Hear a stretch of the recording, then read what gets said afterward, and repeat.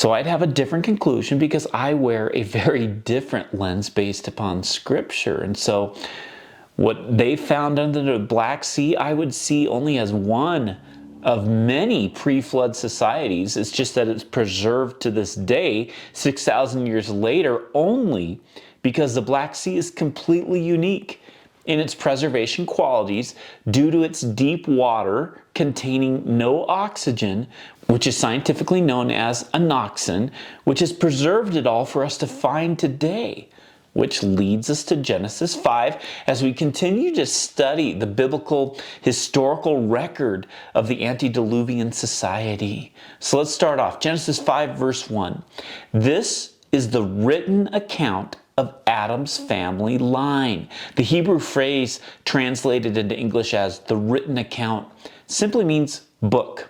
Or more literally, this is the book of Adam's family line.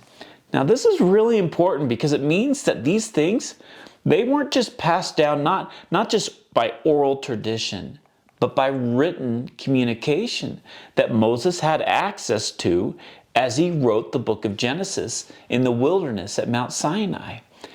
Do you realize how significant this is? Because that goes against what has been academic thinking for centuries. I mean, the oldest form of writing that we have is cuneiform tablets from 3200 BC, and I don't dispute that. I mean, they're amazing. In fact, one of my favorite things in the British Museum was seeing these amazing tablets, including the Epic of Gilgamesh, which records yet another flood narrative in which the hero Gilgamesh goes to visit the man and his wife who survived the Great Flood. Well, that's the oldest pictorial language that we have ever found. But I would say, just because we haven't discovered something yet, doesn't mean it didn't happen. Academia believed that there was no way writing existed before 2000 BC, which means they didn't believe writing existed in 3200 BC.